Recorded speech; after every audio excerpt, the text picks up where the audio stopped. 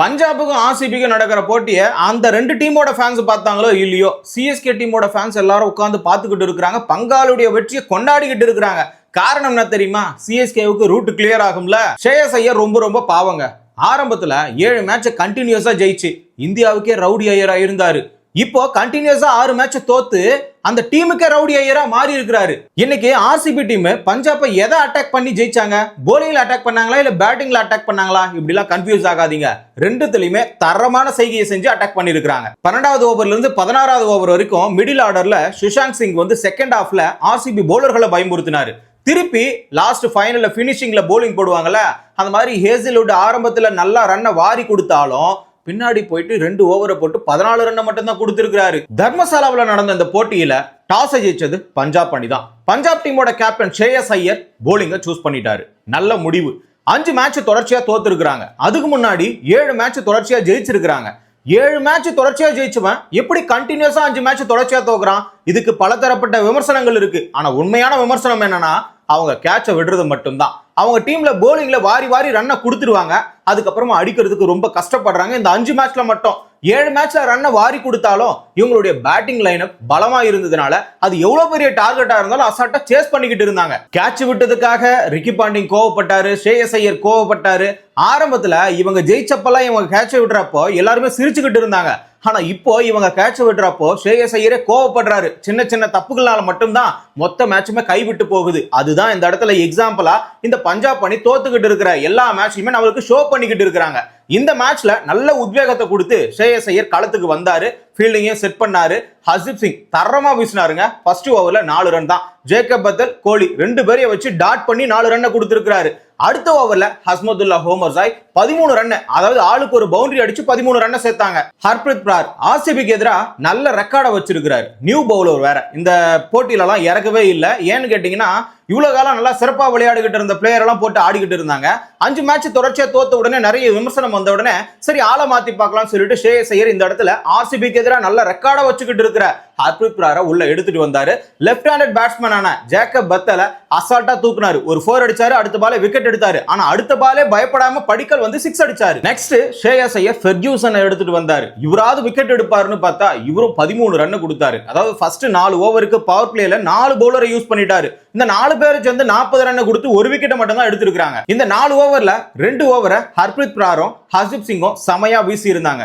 சரி okay, power பிளேல நமக்கு ரன்னும் கொடுக்க கூடாது, விக்கெட் கிடைக்கணும் அப்படின்னா இந்த 2 பேர்கிட்ட தான் ஓவர் கொடுக்கணும்னு சொல்லிட்டு ஸ்ரேயஸ் ஐயர் ஹர்ஷிப் சிங் கிட்டையும் ஹர்ப்ரீத் பிரார் கிட்டையும் மீதி இருக்கக்கூடிய பவர் பிளேல இருக்கக்கூடிய 2 ஓவரை கொடுத்தாரு. 21 ரன் கொடுத்தாங்க. 6 ஓவர் கம்ப்ளீட்டட். 61 ரன்னுக்கு ஒரு விக்கெட்டை மட்டும் இழந்து ஸ்ட்ராங்கான பொசிஷன்ல இருக்கிறாங்க ஆர்சிபி அணி. பவர் பிளே 6 ஓவர் நினைச்சா 7வது ஓவரும் உங்களுக்கு பவர் பிளே தான் சொல்லிட்டு சஹால் அவர்கள் மாத்தி விட்டுட்டாரு. ஃபர்ஸ்ட் பால் படிக்கல் 6 அடிச்சாரு. லாஸ்ட் பால் ஒரு சிங்கிள், அதாவது சிங்கிளோட முடிஞ்சு போச்சுன்னு எல்லாரும் சந்தோஷமா தான் இருந்தோம். 15 ரன் கிடைச்சது. ஆனா கடைசி பால் நோ பால் போட்டதா அறிவிச்ச பிறகு மறுபடியும் வந்தாரு. படிக்கல் அந்த பாலையும் 6 அடிச்சு 21 ரன்னா மாத்திட்டாரு. தேர்ட் ஓவர்ல தேர்ட் பால்ல கோலியோட படிக்கல் 1 சேர்ந்தாரு. 10வது ஓவருடைய ஃபர்ஸ்ட் பால் வரைக்கும் அவுட் ஆகாம கிட்டத்தட்ட 76 ரன் ஜோடி சேர்ந்து அடிச்சிருக்காங்க. கிடைக்கிற பால்ல 2 பேரும் மிடில் பேட்ல கிளியர் பண்ணி கிளியரா வெளியே அடிக்கிறாங்க. அதாவது பவுண்டரி ஓவருக்கு கண்டிப்பா கிடைச்சிருது. ஆகையனாலதான் ரன் ரேட் 10க்கு மேலவே போய்கிட்டு இருந்தது. 10 ஓவர் கம்ப்ளீட்டட். 101 ரன்னுக்கு 2 விக்கெட் காலி. இந்த 2வது விக்கெட் யாருன்னு கேட்டீங்கன்னா 10வது ஓவரை ஹர்ப்ரீத் பிரார் தான் போட்டாரு. ஃபர்ஸ்ட் முறை இந்த இடத்துல பெத்தல் லெஃப்ட் ஹேண்ட் பேட்ஸ்மேன் அவரை தூக்குனாரு. இப்போ அதே மாதிரி லெஃப்ட் ஹேண்ட் பேட்ஸ்மேன் படிக்கலை தூக்கிட்டாரு. 25 பாலுக்கு 45 அடிச்சு அவரும் பெவிலியன் போயிட்டாரு. போறதுக்கு முன்னாடி டீமோட பொசிஷனை மாத்தி விட்டு தான் போயிருக்காரு. நெக்ஸ்ட் வெங்கடேஸ்வர் ஐயர் உள்ள வந்தாரு. வந்து கோலியோட ஜாயின் பண்றாரு. 15வது ஓவரோட கடைசி பால் சஹால் தான் வீசுறாரு. கோலி அவுட் ஆகுறாரு. 37 பாலுக்கு 58 அடிச்சுட்டு பெவிலியன் போயிடுறாரு. இப்போ வெங்கடேஸ்வர் ஐயர் பிளஸ் கோலி 2 பேரும் சேர்ந்து 35 பாலுக்கு 60 அடிக்கிறாங்க. அதுக்கு முன்னாடி படிக்கலோட விராட் கோலி சேர்ந்து 76 ரன் அடிச்சாரு. இப்போ இவரோட சேர்ந்து 60 ரன் அடிச்சிருக்காரு. 15 ஓவர் கம்ப்ளீட்டட். 157 ரன்னுக்கு 3 விக்கெட் காலி. 10 ரன் ரேட்ல போகுது ஸ்கோர். வெங்கடேஸ்வர் ஐயர் வந்ததுல இருந்தே அதிரடியா ஆடிக்கிட்டு இருக்கிறாரு. ரஜித் பட்டிதார் இல்ல. இந்த இடம் கேப் விழுந்து போச்சு. அவருடைய இடத்தை ஃபில் பண்ணணும்னா ஆல்ரெடி ஆடிக்கிட்டு இருந்த ஒரு பிளேயரால முடியும். வெங்கடேஸ்வர் ஐயர் ஒரு மேட்ச்ல கூட உள்ள இறங்கல.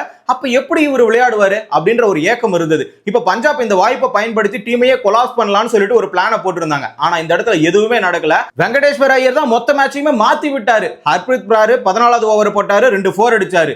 சஹால் 15வது ஓவரை போட்டாரு. 2 6 அடிச்சாரு. ஆக மொத்தம் அதிரடியா ஆடுறத நான் நிறுத்த மாட்டேன்னு சொல்லிட்டு வான வேடிக்கை காட்டியிருந்தாரு. நெக்ஸ்ட் டிம் டேவிட் வந்தாரு. அவருக்கு ஸ்ட்ரைக் கொடுக்காம நான் ஸ்ட்ரைக்ல நிக்க வச்சு 16வது ஓவர்ல இருந்து 18வது ஓவர் வரைக்கும் 3 4 2 6 ஷோ காட்டியிருக்கிறாரு. ஆர்சிபிக்கு எப்பவுமே மிடில் ஆர்டர்ல தான் ஸ்கோர் எகிரி நிற்கும். அதே மாதிரி தான் இந்த போட்டியிலும் 12வது ஓவர்ல இருந்து 18வது ஓவர் வரைக்கும் ஓவருக்கு 11 ரன்னுக்கு மேலதான் அடிச்சிருக்காங்க. அதாவது 42 பாலுக்கு 92 ரன்னை குவிச்சிருக்காங்க. அஸ்மதுல்லா ஓவர்சாய் ஆரம்பத்துல போட்டு கொடுத்தாலும் 19வது ஓவர்ல 8 ரன் மட்டும் தான் கொடுத்தாரு. இப்ப டிம் டேவிட் நம்மளுடைய பங்குக்கு எதனா பண்ணணும்னு சொல்லிட்டு 12 பாலுக்கு 28 அடிச்சாரு. அந்த 28ல 10 ரன்னை கடைசியா யார் வீசுனதுன்னு கேட்டீங்கன்னா ஹர்ஷிப் சிங் தான் வீசியிருப்பாரு. அவருடைய ஓவர்ல 6-4 அடிச்சு 10 ரன்னை சேர்த்து 20 ஓவரை கம்ப்ளீட் பண்ணி 222 ரன்னுக்கு 4 விக்கெட்டை இழந்து டார்கெட்டா ஆர்சிபி அணி பஞ்சாபுக்கு 223 ரன்னை கொடுத்திருக்காங்க. ஹர்ப்ரீத் பிரார் மட்டும் 4 ஓவரை வீசி 35 ரன்னை கொடுத்து 2 விக்கெட் எடுத்திருக்காரு. அஸ்மதுல்லா ஹோமர்சாய் 4 ஓவருக்கு 38 ரன்னை கொடுத்திருக்காரு. ஹர்ஷிப் சிங் 4 ஓவருக்கு 43 ரன்னை கொடுத்து 1 விக்கெட் எடுத்திருக்காரு. நாம சொல்ல போற 2 பேர் மட்டும் தான் எக்ஸ்பென்சிவா மாறி 3 ஓவருக்கு 43 ரன் 42 ரன் கொடுத்திருக்காங்க. வேற யாரும் கிடையாது. சஹால் 42 ரன் கொடுத்தாரு. ஃபெர்கியூசன் 43 ரன் கொடுத்தாரு. எப்பவுமே ஆர்சிபியை பொறுத்த வரைக்கும் பேட்டிங் லைனப்ல மாஸ் காட்டிடுவாங்க. எல்லாருமே பார்ட்னர்ஷிப் போடுவாங்க. மிடில் ஆர்டர் ஸ்ட்ராங்கா இருக்கும். அதே மாதிரி தான் இந்த போட்டியிலும் வெங்கடேஸ்வர் ஐயர் ஒரு 50 அடிச்சாரு. நெக்ஸ்ட் கோலி ஒரு 50 அடிச்சாரு. கடைசியா படிக்கல் ஒரு 45 அடிச்சாரு. இந்த மாதிரி 3 பேருமே அடிச்ச உடனே தான் ஸ்கோர் எங்கவோ போய் நின்னுடுச்சு. பர்டிகுலரா வெங்கடேஸ்வர் ஐயரை பாராட்டியே ஆகணும். 40 பால்ல 73 ரன், 8 4 4 6 மரண அடி அடிச்சிருக்காரு. கிடைச்ச வாய்ப்பை அசால்ட்டா பயன்படுத்தி இருக்காரு. இப்போ போலிங் லைனப்ப இவங்க தாண்டி வர்றது மிகப்பெரிய கஷ்டம் தான். ஏன்னா இவங்க இதுக்கு முன்னாடி ஸ்கோரை கொடுத்தாலும் அதை சேஸ் பண்றது எளிமையா இருந்துச்சு. ஆனா எளிமையான பவுலர்கள் அதர் சைட்ல இருந்தாங்களான்னா கேள்விக்குறிதான். ஆனா இந்த டீமை பொறுத்த வரைக்கும் ஹேசல்வுட், புவனேஸ்வர் குமார், கிருணால் பாண்டியா, சுயேஷ் சர்மா இவங்களை கடந்துதான் 223 டார்கெட்டையும் அடிக்க முடியும். நிறைய போட்டிகள்ல பஞ்சாப் டீம்ல ஓபனர்கள் தான் செமையா விளையாடுவாங்க. ஆனா இந்த போட்டியை பொறுத்த வரைக்கும் புவனேஸ்வர் குமாரும் இன்னொரு பக்கம் ரசிக்தாரும் விளையாடி இருக்கிறாங்க. ஹேசல்வுட்டால அந்த அளவுக்கு விளையாட முடியல. இங்க புவனேஸ்வர் குமார் ஃபர்ஸ்ட் ஓவர்ல 1 ரன் கூட அடிக்கல. பிரியன் ஷாரியா காலி, 0 ரன்ல காலி.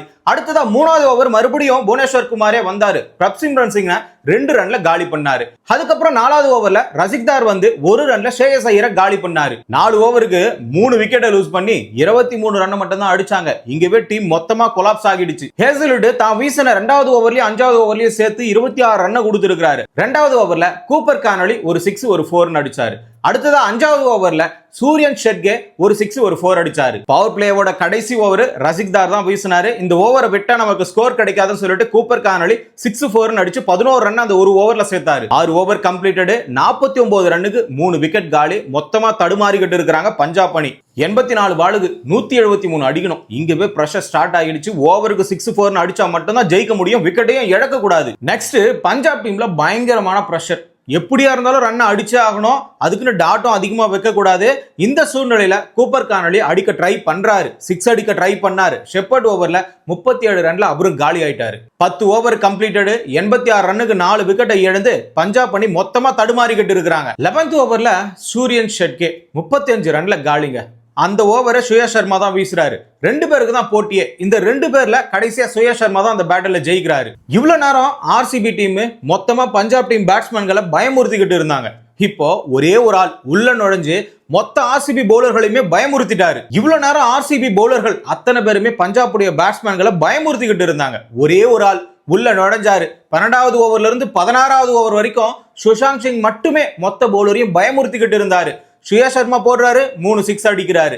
நெக்ஸ்ட் புவனேஸ்வர் குமார் போட்டாரு. அவருடைய ஓவர்ல கடமைக்கு ஒரு 6 அடிக்கிறாரு. அதுக்கப்புறமா ஸ்பின்னு சொல்லிட்டு பவுன்ஸ் மட்டுமே போடுற கிருணால் பாண்டியா ஓவர்ல 2 4 அடிச்சாரு.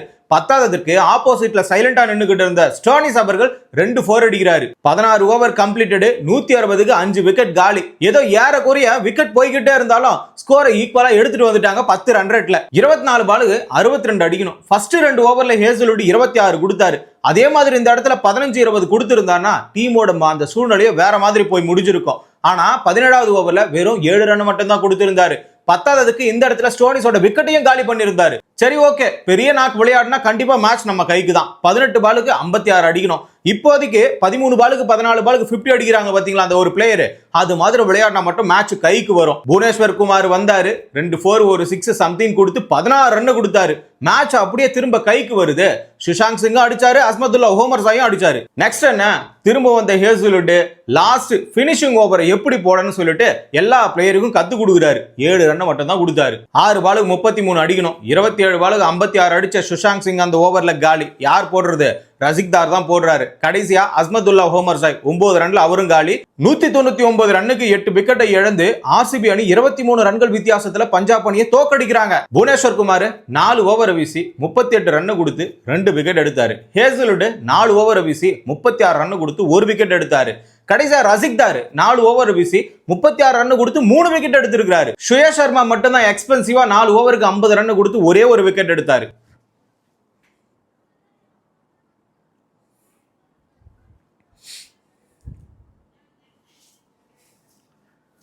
ரெண்டு டீம்லயும் போராட்டத்துக்கு குறைவே இல்லை. கடைசியா போராடி ஆர்சிபி டீம் தான் ஜெயிச்சிருக்காங்க. போராட்டம் சொல்றதை விட பேட்டிங் போலிங் ரெண்டுத்திலுமே தன்னுடைய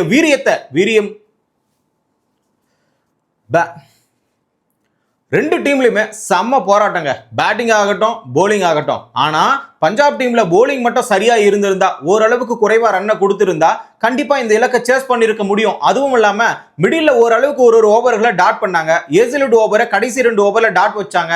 அதே மாதிரி 7வது ஓவர்ல இருந்து 10வது ஓவர் வரைக்கும் ஒரு சில ஓவர் கிருணல் பாண்டியா ஓவர்லாம் பீக்ல ஆடவே இல்லை. அந்த ஓவர்லாம் சரியா ஆடி இருந்தா பஞ்சாப் அணி இன்னைக்கு ஜெயிச்சிருக்கலாம். அந்த 6வது முறை தோல்வின்றது மிகப்பெரிய வடுவாவே மாறி இருக்கும் பஞ்சாப் அணிக்கு. கன்சிஸ்டன்சியா பஞ்சாபுடைய தோல்விக்கு காரணம் என்னன்னு சொல்லிட்டு நீங்க கமெண்ட்ல சொல்லுங்க. தொடர்ச்சியா கிரிக்கெட் நிகழ்வுகளை தெரிஞ்சுக்கணும்னா தமிழரசன் பார்வையாளர் சேனலை சப்ஸ்கிரைப் பண்ணிக்கோங்க.